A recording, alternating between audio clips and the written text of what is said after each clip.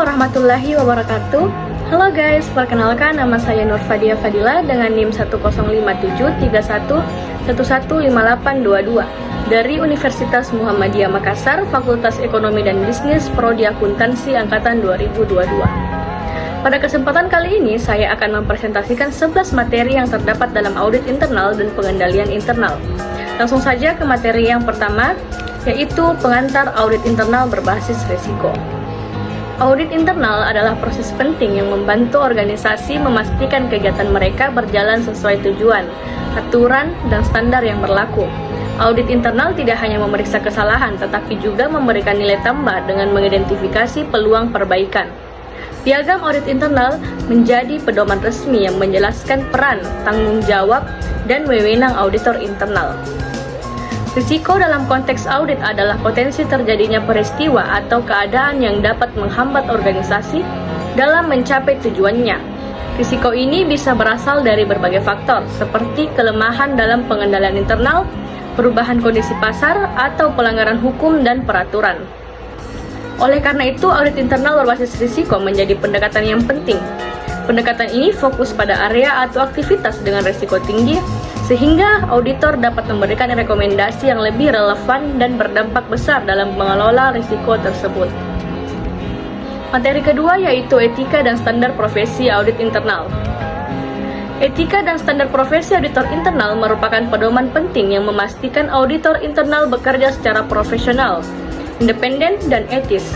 Dalam praktiknya, auditor internal harus mematuhi prinsip-prinsip dasar seperti integritas, objektivitas, kerahasiaan, dan kompetensi. Standar profesi memberikan kerangka kerja untuk memastikan audit dilakukan secara efektif dan sesuai dengan praktik terbaik. Standar ini meliputi pedoman mengenai perencanaan, pelaksanaan, pelaporan, dan pengawasan audit, sehingga hasilnya dapat dipercaya dan relevan untuk pihak-pihak yang berkepentingan. Sertifikasi auditor internal seperti CA atau Certified Internal Auditor menjadi bukti keahlian dan kompetensi seorang auditor. Dengan memegang sertifikasi dan mengikuti etika serta standar profesi, auditor dapat menjalankan tugasnya dengan lebih kredibel dan memberikan kontribusi yang besar bagi organisasi. Materi ketiga yaitu sejarah audit internal. Profesi auditor internal terus berkembang seiring dengan kebutuhan organisasi yang semakin kompleks. Auditor internal kini tidak hanya fokus pada pemeriksaan keuangan, tapi juga membantu organisasi mengelola risiko, meningkatkan efisiensi, dan mencapai tujuan strategis. Organisasi profesi auditor internal seperti The Institute of Internal Auditor atau IIA memainkan peran penting dalam mendukung perkembangan profesi ini. Mereka menyediakan pedoman, standar, pelatihan, dan sertifikasi untuk memastikan auditor internal memiliki kompetensi dan integritas yang tinggi. Materi keempat, memahami dan mengukur efektivitas pengendalian internal. Pengendalian internal adalah proses yang membantu organisasi mencapai tujuan dengan melindungi aset, mengurangi risiko, dan memastikan kepatuhan terhadap aturan. Dalam audit internal, pengendalian ini menjadi dasar untuk mengevaluasi apakah sistem organisasi berjalan dengan baik. Kerangka seperti KOSO, KOKO, dan KOBIT memberikan panduan yang berbeda, tetapi saling melengkapi. KOSO fokus pada struktur pengendalian menyeluruh, KOKO menekankan nilai dan budaya organisasi. Sedangkan KOBIT berfokus pada pengendalian dalam teknologi informasi. Mekanisme pengendalian seperti pembagian tugas dan pemantauan dirancang untuk mencegah dan mendeteksi kesalahan atau kecurangan. Peninjauan dan evaluasi rutin memastikan pengendalian tetap efektif dan relevan. Materi kelima yaitu proses manajemen risiko. Manajemen risiko adalah proses sistematis yang dilakukan organisasi untuk mengidentifikasi, menganalisis, dan mengelola risiko yang dapat memengaruhi pencapaian tujuan. Proses ini dimulai dengan menetapkan lingkup, konteks, dan kriteria untuk memastikan risiko yang dinilai relevan dan sesuai dengan kebutuhan organisasi. Selanjutnya adalah penilaian risiko yang mencangkup identifikasi, analisis, dan evaluasi risiko.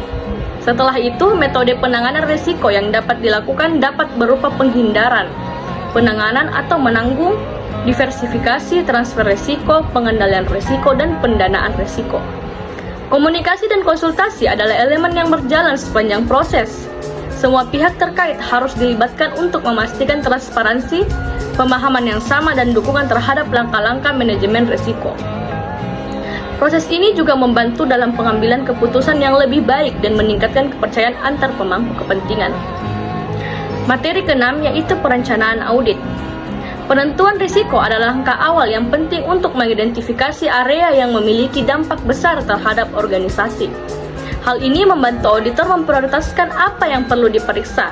Persiapan penugasan dilakukan untuk merencanakan audit dengan jelas, termasuk menentukan tujuan, ruang lingkup, dan langkah-langkah audit. Program audit tahunan adalah langkah lanjutan yang mengatur seluruh kegiatan audit sepanjang tahun. Program ini mencakup jadwal audit, prioritas audit berdasarkan tingkat risiko, serta rencana pelaksanaan untuk setiap tugas audit. Program ini dirancang untuk memastikan bahwa semua area yang berisiko tinggi atau penting akan diperiksa sesuai jadwal. Program audit tahunan juga memastikan bahwa audit dilakukan secara terorganisir dengan fokus pada area yang paling membutuhkan perhatian dan mengoptimalkan penggunaan sumber daya yang tersedia. Materi ketujuh yaitu pelaksanaan audit, evaluasi dan bukti audit. Pada tahapan pekerjaan lapangan dalam audit, auditor melakukan pemeriksaan langsung di lapangan untuk mengumpulkan informasi yang relevan dengan audit yang sedang dilakukan. Secara umum, proses audit internal dapat dikelompokkan dalam 1. Persiapan penugasan audit, 2. Audit pendahuluan, 3. Pelaksanaan pengujian audit, 4. Penyelesaian penugasan audit, 5. Pelaporan penyusunan laporan hasil audit, 6. Pemantauan tindak lanjut hasil audit atau pemeriksaan. Untuk melakukan audit internal berbasis risiko, auditor internal harus melakukan pengumpulan bukti audit dan evaluasinya melalui tahapan identifikasi, penentuan, serta penilaian dan pengujian audit. Dalam mengumpulkan bukti audit, terdapat syarat yang harus dipenuhi.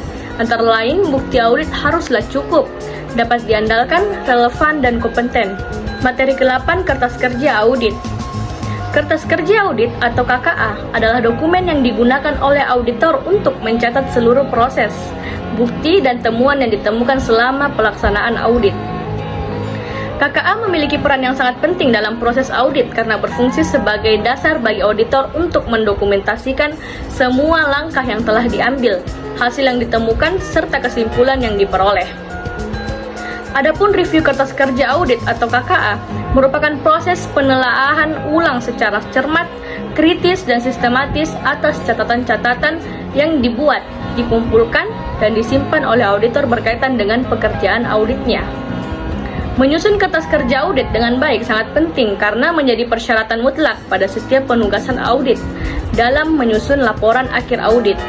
Hal ini berlaku untuk audit keuangan, audit kinerja, dan audit dengan tujuan tertentu.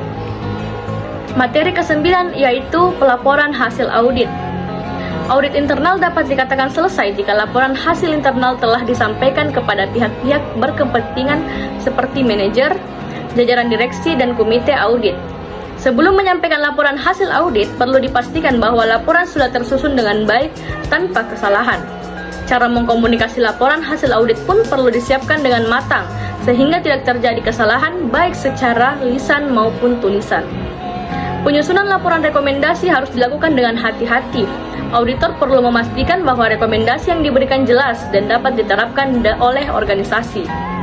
Setiap rekomendasi harus terkait langsung dengan temuan yang ada, dan menjelaskan bagaimana perbaikan dapat dilakukan untuk meningkatkan pengendalian internal atau mengatasi masalah yang ditemukan. Materi ke-10 yaitu fraud dalam audit internal. Terdapat 4 teori fraud, yaitu fraud triangle theory, fraud diamond theory, fraud pentagon theory, dan fraud hexagon theory. Fraud atau kecurangan biasanya terjadi pada perusahaan skala besar, baik pemerintah maupun swasta, sehingga kerugian atas terjadinya fraud sangat besar jumlahnya. Kecurangan ini bisa terjadi dalam berbagai bentuk dan seringkali melibatkan manipulasi informasi atau penyalahgunaan sumber daya organisasi. Fraud mencakup 3 langkah, yaitu tindakan, penyembunyian, dan konversi. Association of Certified Fraud Examination atau ACV mengelompokkan fraud ke dalam 3 jenis, yaitu financial statement fraud, asset misappropriation, dan corruption. Kemampuan mendeteksi fraud adalah sebuah kecakapan atau keahlian yang dimiliki auditor untuk menemukan indikasi mengenai fraud. Fraud dapat dideteksi dengan menggunakan prosedur audit dan kemampuan auditor secara memadai. Materi ke-11 yaitu riset audit internal berbasis risiko. Perkembangan riset tentang audit internal berbasis risiko menunjukkan bagaimana pendekatan audit telah berkembang untuk menyesuaikan dengan tantangan yang dihadapi organisasi modern. Pendekatan berbasis risiko membuat audit internal lebih strategis, dengan fokus utama sebagai watchdog yang memberikan masukan atau input untuk perbaikan atas sistem dan berperan sebagai katalis di dalam organisasi. Pengukuran dalam audit internal juga menjadi hal penting untuk menilai sejauh mana audit memberi nilai tambah. Hal ini dilakukan dengan mengevaluasi efektivitas, efisiensi, dan kontribusi audit dalam membantu organisasi mengelola risiko, meningkatkan pengendalian internal, dan mencapai tujuannya. Baik, itu saja penjelasan dari saya mengenai materi audit internal dan pengendalian internal. Sekian dari saya, terima kasih atas perhatiannya. Wassalamualaikum warahmatullahi wabarakatuh.